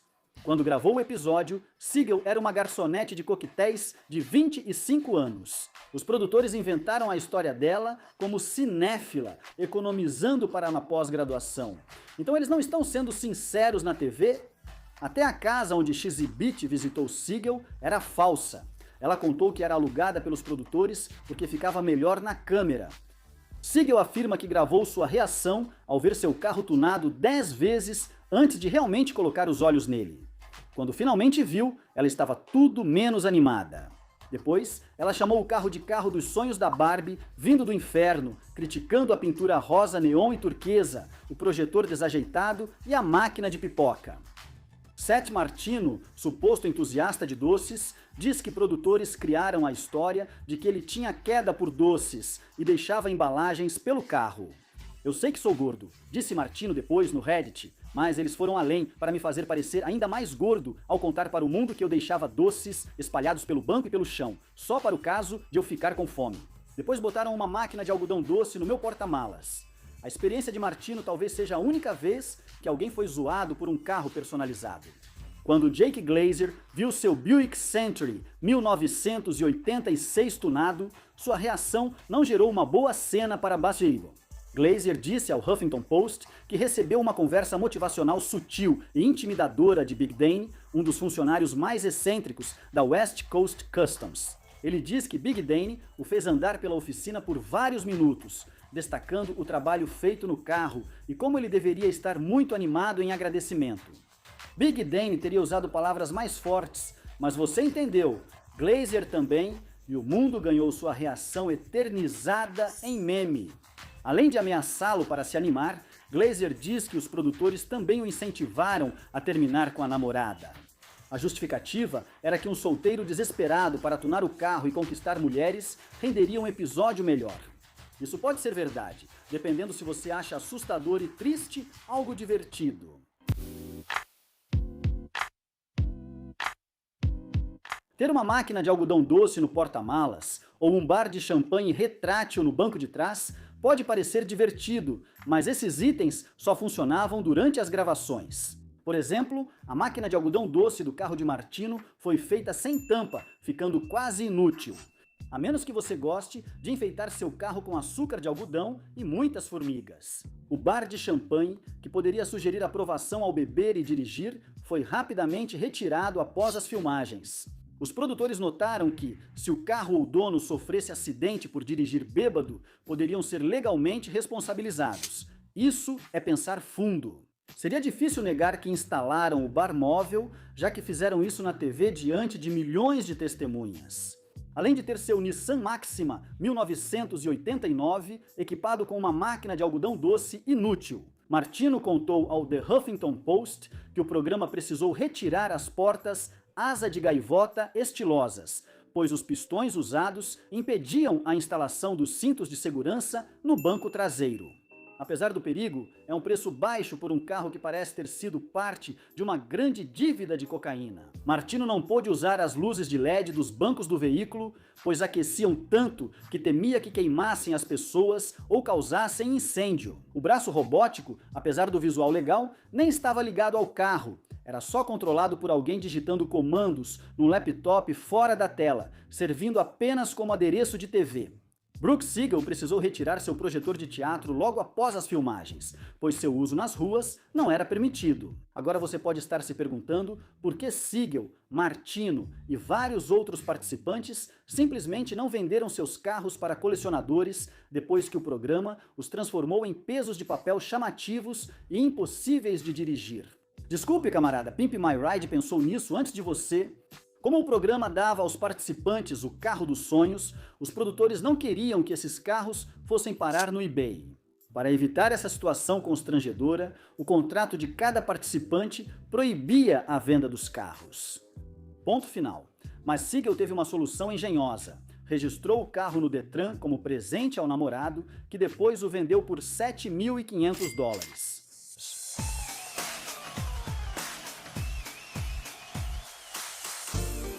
A ação. De acordo com uma das regras da produção de filmes em Hollywood, você só constrói o que a câmera vai ver. Todo o resto é apenas desperdício de tempo e dinheiro. A West Coast Customs levou esse ditado a sério, muitas vezes ignorando problemas mecânicos e preferindo truques como terrários, máquinas de tomografia e até caixões para churrasco. Isso mesmo, um caixão para churrasco. Meados dos anos 2000 foram uma época maluca. Questões menos glamurosas, como transmissões quebradas, motores ou freios, muitas vezes eram ignoradas. Muitos carros tunados não pegavam ou quebravam no caminho de casa, tão frequentemente que a MTV deixava um caminhão guincho sempre de prontidão. Seth Martino diz que gastou $1.700 do próprio bolso para trocar o motor logo depois de ter o carro tunado. O Buick de Jake Glazer precisava de escapamento novo, mas a equipe da West Coast Customs instalou um cano de escape falso para simular que o barulho era proposital. É como ir ao hospital por uma lesão ocular e o médico te dar uma fantasia de pirata. Apesar do programa sugerir que as customizações eram rápidas, participantes dizem que o processo podia levar meses, obrigando-os a buscar outro meio de transporte por conta própria enquanto aguardavam o carro dos sonhos. Apesar das mentiras, coerção e falhas mecânicas, a maioria dos participantes lembra do Pitch My Ride com carinho. Porém, o mesmo não vale para quem fazia as customizações.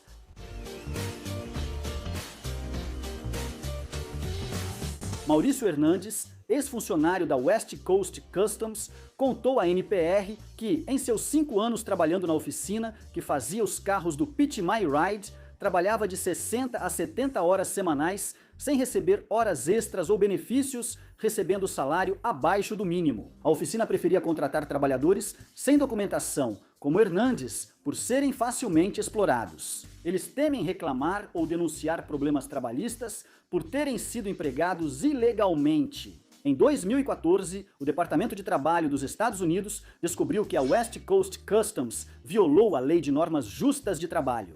Ao não registrar corretamente as horas trabalhadas, exigir horas extras não pagas, pagar abaixo do salário mínimo e classificar indevidamente funcionários fixos como autônomos, todas essas práticas são ilegais nos Estados Unidos. O fundador da West Coast Customs, Ryan Friedlinghaus, optou por não contestar as conclusões do tribunal e, em vez disso, decidiu pagar $157.592 em salários retroativos aos funcionários e $16.830 em multas civis. Quando o Entertainment Scoop questionou Friedlinghaus sobre o que era preciso para trabalhar na West Coast Customs, ele disse que era importante fazer horas extras e obedecer a tudo. Então é assim que soa um babaca. Enquanto isso, Hernandes contou à NPR que se arrepende principalmente de ter perdido a infância dos filhos por trabalhar tantas horas. Segundo o Departamento de Trabalho dos Estados Unidos, a West Coast Customs está totalmente em conformidade com as leis estaduais e federais. Mas Friedlinghaus não foi a única pessoa ligada ao Pitch My Ride que teve problemas com a lei. No início de abril de 2010, o co-criador e produtor executivo do Pitch My Ride, Bruce Beresford Redman, levou sua esposa, Mônica Burgos, e seus 2 filhos pequenos para passar férias no Moon Palace, em Cancún, no México. Mônica era dona do popular bar e restaurante Zabumba, em Los Angeles, e a viagem em família foi, em parte, para comemorar seu 42º aniversário. Infelizmente, esse aniversário nunca chegou. O corpo asfixiado de Mônica foi encontrado em 8 de abril de 2010, em uma vala próxima ao hotel. Mais tarde, Beresford Redman foi detido e interrogado pelas autoridades mexicanas, liberado em seguida, mas avisado de que era suspeito da morte da esposa e proibido de sair do México. Mesmo com o passaporte confiscado, Beresford Redman saiu do país com seus 2 filhos e pegou um trem para Los Angeles. Aliás, não é algo que você deveria fazer sendo o principal suspeito do assassinato da sua esposa. Eu não matei minha esposa, não me importo! Após um casal britânico relatar uma discussão entre ele e a esposa no hotel antes do crime, e com arranhões notados em suas mãos e pescoço, as autoridades emitiram mandado de prisão, e Beresford Redman foi extraditado ao México para julgamento. Promotores apontaram possíveis motivos, como ele ter matado a esposa pelo seguro, para manter um caso extraconjugal e obter a guarda exclusiva dos filhos. Em 12 de março de 2015, Bruce Beresford Redman foi condenado pelo assassinato de Mônica Burgos e sentenciado a 12 anos de prisão. Beresford Redman sempre afirmou ser inocente. Ele afirmou que as provas contra ele foram contaminadas sob custódia policial e que as autoridades mexicanas o condenaram rapidamente para proteger a imagem turística de Cancún e ocultar o problema dos crimes aleatórios na cidade.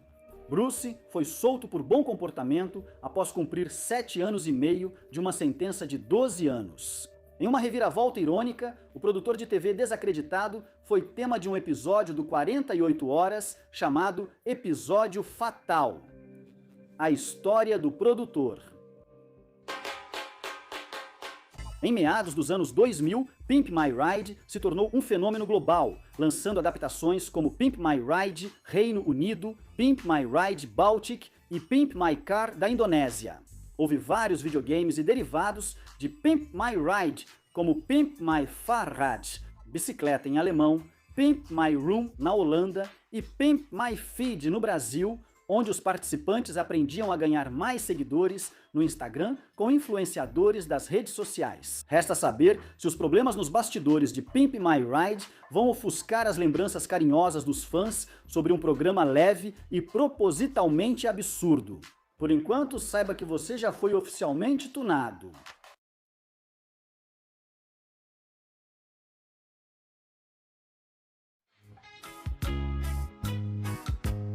O reality show, moderno ou série não roteirizada como alguns preferem, surgiu no fim dos anos 1980 durante uma grande greve do Sindicato dos Roteiristas dos Estados Unidos. Na época, os roteiristas de TV travavam uma grande batalha contra os produtores por causa dos pagamentos residuais, o dinheiro que eles tinham direito a receber por programas que já haviam sido exibidos e entrado em syndication. Veja, antes de todo o programa acabar na Netflix, Amazon, Hulu ou Philo, será que podemos parar de criar esses serviços? Tanto as emissoras de TV a cabo quanto as de TV aberta pagavam pelos direitos de preencher seus horários de programação com reprises de programas antigos. Esse processo é chamado de syndication. Isso é muito lucrativo. Por isso, roteiristas fizeram greve nos anos 1980 para exigir parte maior desse bolo. A greve dos roteiristas afetou muito as emissoras de TV, que não podem produzir programas roteirizados durante esse período. Executivos e responsáveis pela programação passaram a testar conceitos sem roteiro como solução temporária, mas reality shows ainda contam com roteiristas. Por serem uma categoria nova, não participavam da greve do Sindicato dos Roteiristas e estavam disponíveis. Esse experimento abriu caminho para que reality shows dominassem a TV nas últimas 2 décadas. Como eles não exigem roteirização tradicional, além de muitas outras coisas que fazem parte de um episódio típico de uma série roteirizada, as emissoras rapidamente perceberam que reality shows são relativamente baratos de produzir. Custa muito menos abandonar um grupo de Melvins em uma ilha deserta por uma temporada inteira do que reunir o elenco de Friends por meia hora. Sem contar quanto custa pôr Jon Snow montado num dragão em batalha. Cops surgiu dessa demanda por programas não roteirizados. Apesar da visão pró-polícia do programa, ele estreou no fim dos anos 1980, quando a opinião pública sobre a polícia estava em mínima histórica e as taxas de criminalidade eram altas em todo o país. A maneira como o programa mostrava policiais reais e seu dia a dia emocionante no trabalho logo conquistou o público. Um dos elementos iniciais que fizeram Cops se tornar um sucesso imediato na Fox foi sua música tema inesquecivelmente marcante. O grupo jamaicano de reggae Inner Circle lançou a música Bad Boys em 1987, 2 anos antes de ela ser licenciada como tema do programa Cops. A música e o programa logo conquistaram o público, fazendo John Langley, produtor de Cops, comprar todos os direitos da canção do Inner Circle por apenas $2.500. Eles talvez pudessem pedir um pouco mais. Mas o que fazer?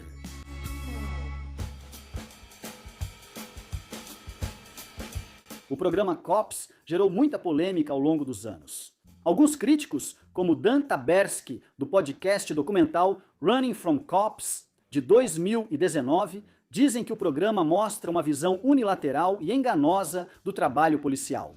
Eles afirmam que o programa faz o crime nos Estados Unidos parecer muito pior do que realmente é e retrata o trabalho real, que é relativamente mundano, de um policial como se fosse algo próximo a um filme de ação cheio de adrenalina. Segundo Taberski, 92% das abordagens de trânsito no programa Cops acabam em prisão, o que faz os espectadores pensarem que policiais são criteriosos ao escolher quem abordar e usam isso para encontrar motoristas realmente criminosos. No entanto, apenas cerca de 2% das abordagens de trânsito no mundo real realmente terminam em prisões. Essa é uma diferença bem grande e faria um programa bem chato. Mesmo tornando a TV mais dramática ao mostrar crimes graves em cada abordagem de trânsito, isso pode levar alguns espectadores a achar que as ruas dos Estados Unidos estão sempre cheias de criminosos perigosos. Além disso, os episódios tendem a se concentrar em ocorrências mais emocionantes ou escandalosas, o que significa que os produtores frequentemente selecionavam a dedo cenas que mostravam crimes relacionados a drogas, violência ou prostituição. Sabe, como todas aquelas coisas que aparecem em séries roteirizadas. Taberski calcula que a taxa de crimes violentos exibida no programa é quase 4 vezes maior que as estatísticas reais nos Estados Unidos. Apesar do perigo do trabalho policial, Cops reforça o estereótipo de filme de ação ao tornar o trabalho dos policiais mais emocionante. Por exemplo, 33% dos encontros no programa Cops mostram suspeitos tentando fugir da polícia, o que é mais corrida do que esses policiais costumam fazer na vida real. Aqueles corpanzis pesam. Eles te deram um carro de patrulha por um motivo. Dado que ficou décadas no ar, Cops influenciou de forma desproporcional a visão dos americanos sobre a polícia.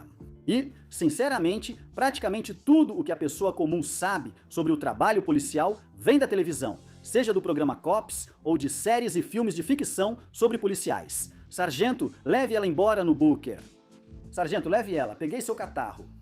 E Cops é um reality show, um gênero Frankenstein que sugere ser mais documentário do que entretenimento. Cops apoiou tão bem as forças policiais e mostrou o ponto de vista dos policiais que muitos departamentos incentivaram o programa a visitar suas cidades para melhorar sua imagem.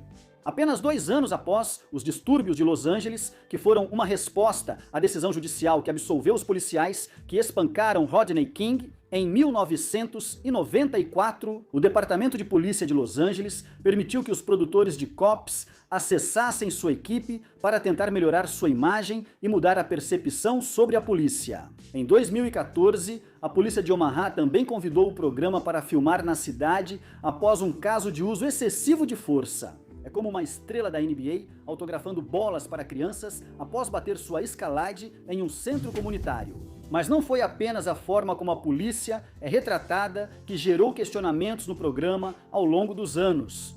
Taberski também argumenta que os produtores de Cops nem sempre faziam um trabalho completo ao conseguir autorizações das pessoas que apareciam no programa antes de irem ao ar. Ele viajou para cidades onde Cops foi filmado e conversou com pessoas que participaram do programa como suspeitos ou testemunhas. Ele descobriu que cerca de 1 em cada 10 pessoas havia concordado formalmente em aparecer na televisão. As outras 9 negaram ter assinado autorização, alegaram intoxicação para assinar legalmente ou disseram ter sido coagidas ou enganadas. Alguns talvez tivessem rostos naturalmente borrados, mas não podemos ter certeza.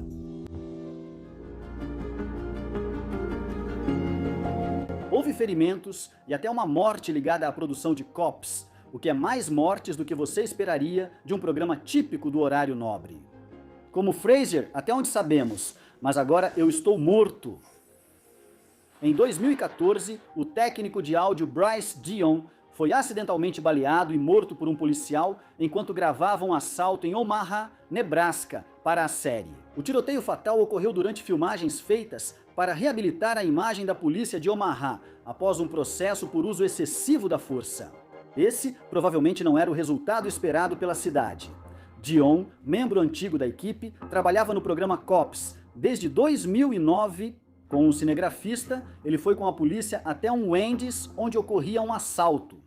Quando o assaltante atirou contra os policiais, eles responderam com uma chuva de tiros, atingindo Dion acidentalmente com a rajada.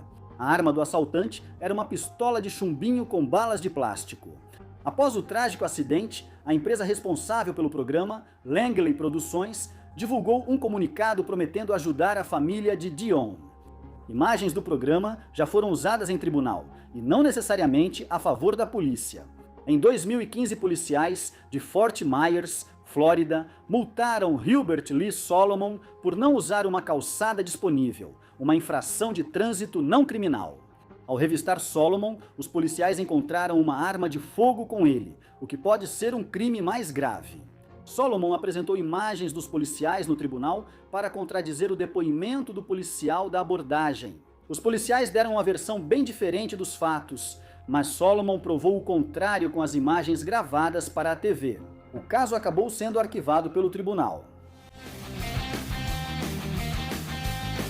Em 2019, Cops era o reality show mais antigo da história, após mais de 30 anos no ar. O programa continuou sendo um favorito do público, além de atrair milhões de telespectadores e, às vezes, ser exibido até 70 vezes por semana na Paramount Network da TV a cabo. Ei, a gente entende! Há muitas horas para preencher em um dia e não dá para ocupar esse tempo todo só com Yellowstone. Sobreviva a mais uma temporada. Mas tudo isso chegaria ao fim no verão de 2020. Cops estava em sua 33ª temporada, quando protestos contra a brutalidade policial surgiram nos Estados Unidos após o assassinato de George Floyd por policiais em Minneapolis. A Paramount decidiu cancelar Cops nos Estados Unidos ao invés de enviar a equipe para Minneapolis para tentar melhorar a imagem da polícia local. Independentemente da opinião sobre o cancelamento, não levar um reality pró-polícia ao centro dos protestos contra a polícia foi uma decisão inteligente. No entanto, mesmo que Cops não estivesse mais sendo transmitido nos Estados Unidos, a Langley Productions continuou produzindo episódios dentro do país para venda no mercado internacional. Uma nova temporada começou para os europeus com imagens do departamento do xerife do condado de Spokane, Washington, em outubro de 2020 e, quer você ache Cops uma diversão inofensiva, um lixo enganoso ou algo entre esses dois, é claro que o programa provavelmente continuará por vários anos. A propósito, o programa já retornou aos Estados Unidos através do serviço de streaming Fox Nation, onde a 33ª temporada completa estreou em outubro de 2021. Finalmente, podemos acompanhar toda aquela ação em Spokane.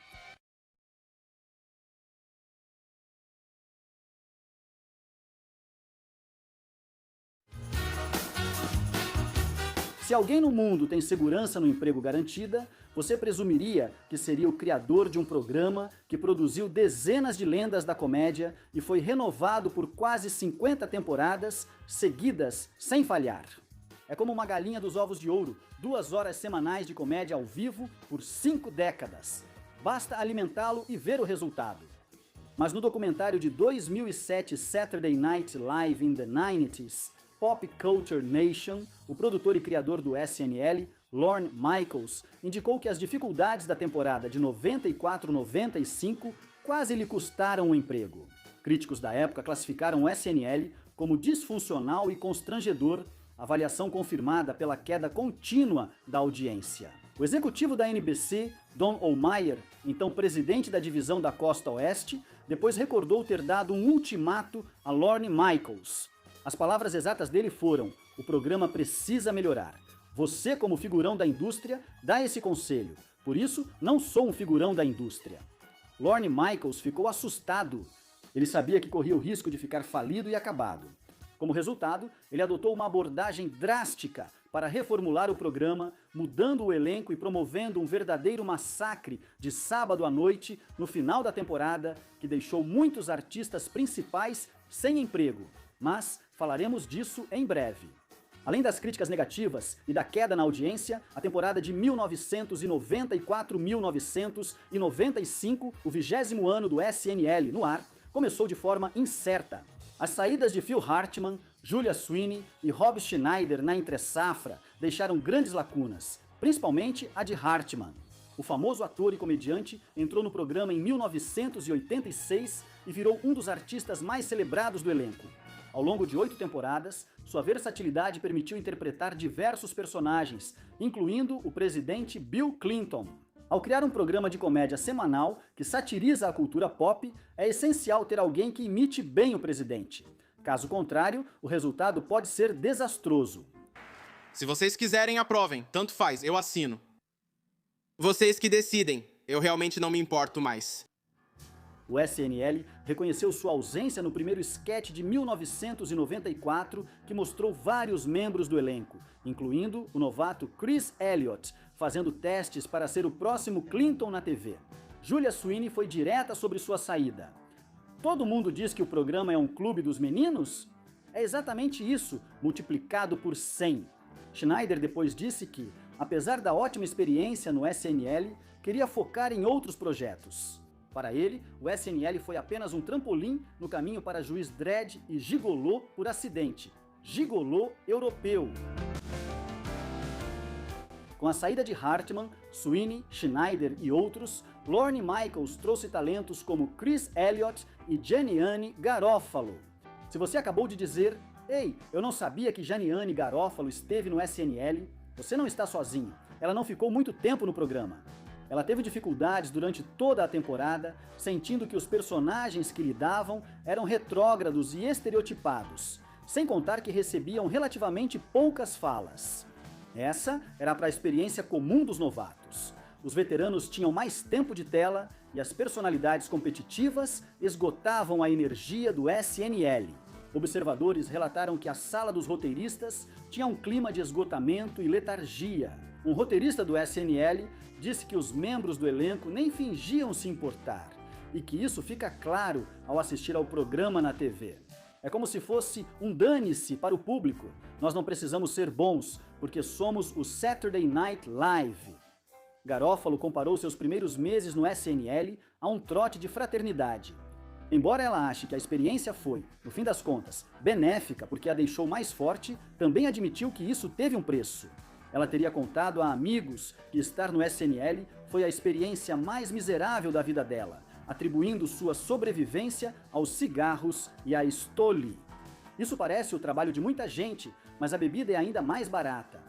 Garofalo deixou o SNL em março de 95 semanas, antes do fim oficial da temporada. Ela não foi a única do elenco a sair antes do episódio final. Mike Myers deixou o programa em janeiro para começar sua carreira ganhando milhões de dólares com Austin Powers e as continuações de Shrek. Embora, na época, Myers ainda estivesse lutando para se firmar como astro de cinema. A entrada de Molly Shannon e Moira Wentworth na temporada ajudou a compensar a saída dele. Mas isso não tornou a saída, no meio da temporada, de um dos artistas mais reconhecidos do programa menos perceptível. Na época, Mike Myers descreveu sua experiência no programa como uma mistura de Love Boat e Das Boot. Ai. Para ser sincero, o Capitão Stubing em um submarino alemão parece um bom esquete. Laura Keichtlinger, nova no SNL naquele ano, já era roteirista da sitcom Roseanne. Porém, trabalhar na 20ª temporada do SNL foi bem diferente. Ela comentou que na sala dos roteiristas de Roseanne, todos brincavam e riam, mas no SNL tudo se tornava pessoal rapidamente. Também se esperava que o elenco contribuísse. Como roteiristas, havia um descompasso entre quem conseguia e quem não conseguia ter esquetes no programa. Chris Elliott notou que a pressão de escrever e atuar era desconfortável, pois, para aparecer, era preciso criar seu próprio material. Essa postura mercenária ao escrever o programa só ampliava as de atenção e o ressentimento nos bastidores. Ok. Esse sketch é sobre um cara chamado Chris Elliott tentando conseguir 5 minutos em um programa de comédia. Se escreve sozinho. Norm Macdonald sentou-se na cadeira de âncora do Weekend Update pela primeira vez em 24 de setembro de 1994. Apesar de ser um dos apresentadores mais queridos, ele era antagônico diante e fora das câmeras. O hábito dele de fumar na sala dos roteiristas fez com que o colega roteirista Ian Maxtone McShane atirasse com uma pistola de água em seu rosto para apagar o cigarro. MacDonald revidou dando um soco na cabeça de Maxtone McShane. Se ao menos ele tivesse sido tão crítico com algumas das piadas em Dirty Work. O humor negro e a entrega seca de MacDonald não agradaram aos executivos da emissora. Ele e o roteirista-chefe do SNL, Jim Downey, foram alvo do executivo da NBC, Don O'Meara, que não gostava que a dupla zombasse regularmente de O.J. Simpson e de seu julgamento por assassinato no Weekend Update. Por que tanta simpatia pelo Juice? Simpson era amigo pessoal de O'Meara. No fim, O'Meara demitiu Downey, que depois voltou ao programa. E MacDonald acabou sendo dispensado durante a temporada de 1997 a 1998.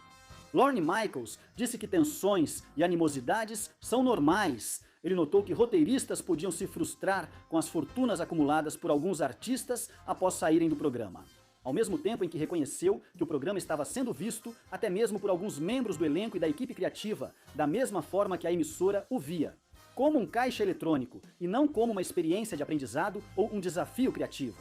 Você se refere a um desafio criativo como o filme Coneheads, do Lorne Michaels? Um ex-integrante citado em artigo da New York durante a 20ª temporada disse que Lorne Michaels deixava o elenco desconfortável de propósito, comparando isso a técnicas de seitas, mantendo todos acordados por horas e nunca garantindo que estava tudo bem. Eles sempre te fazem pensar que alguém pode tomar seu lugar a qualquer momento. Uau!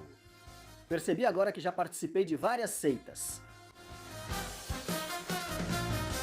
À medida que a moral e a audiência caíam durante a temporada de 1994 a 1995, alguns membros da equipe do programa perceberam que a qualidade dos roteiros também começava a sofrer. Bonnie e Terry Turner, roteiristas de Wayne's World e A Dama da Igreja, comentaram sobre a natureza bizarra de alguns quadros daquela temporada. Enquanto isso, esquetes como o Teatro do Stripper Gay não agradaram Garofalo, que disse que piadas homofóbicas eram vistas como muito engraçadas. Ela também não gostou de uma esquete de alienígenas que usava sondas anais e escrevia vadia no peito dos homens do elenco com batom. Garofalo disse que quis sair já na primeira semana, sentimento compartilhado pela maioria dos telespectadores na época. Apesar disso, a temporada teve vários pontos positivos. O futuro senador dos Estados Unidos, Al Franken, seguiu atuando como Stuart Smalley. O palestrante motivacional de Chris Farley, Matt Foley, manteve sua popularidade. As garotas da Gap com Farley, Adam Sandler e David Spade como adolescentes fúteis que trabalham no shopping viraram novo sucesso. O veterano do elenco do SNL, Tim Meadows, considerou a temporada de 1994-1995 como o pior ano, em grande parte porque havia pessoas demais. Meadows achava que roteiristas e elenco não se entrosavam e parecia que 30 pessoas tentavam cruzar a linha de chegada. Meadows, um dos poucos do elenco que sobreviveu à eliminação antes da 21ª temporada, não foi o único a pensar assim. Chris Elliott também sentia que havia pessoas demais no elenco, lembrando que ele ia às gravações apenas para aparecer em um único esquete. No entanto, o elenco lotado do programa não foi problema por muito tempo. Lorne Michaels, em uma decisão pouco compreendida, reuniu o elenco do SNL ao fim da 20ª temporada e dispensou alguns dos artistas mais queridos. Chris Farley, Adam Sandler, Ellen Cleghorn, Chris Elliott, Laura Keitlinger, Michael McKean, Jay Moore e Kevin Nealon foram todos dispensados. Elliott e Keitlinger participaram do programa por uma temporada, enquanto Moira Wentworth Banks esteve apenas em parte da temporada 1994-1995. Em entrevistas após sua demissão, Sandler afirmou que, apesar de magoado, a saída foi tanto decisão dele quanto uma demissão. Segundo Sandler, saímos quase junto com a demissão. Foi o fim da linha e doeu muito, pois éramos jovens e não sabíamos o que fazer. Mas no fim, tudo deu certo. De qualquer forma, funcionou para Adam. Na temporada seguinte, Michaels trouxe um novo elenco de talentos, como Nancy Walls, David Koechner, Chris Kattan, Cherioteri e um cara chamado Will Ferrell. Como costuma acontecer com os clássicos, a temporada 1994 a 1995 do SNL é divertida de assistir, mas definitivamente não foi divertida de fazer. Comédia é um negócio sério. Siga o link na descrição para baixar Tactics e use o código HelloJan antes de 1º de fevereiro para ganhar 2.000 de ouro e 50 pedras negras.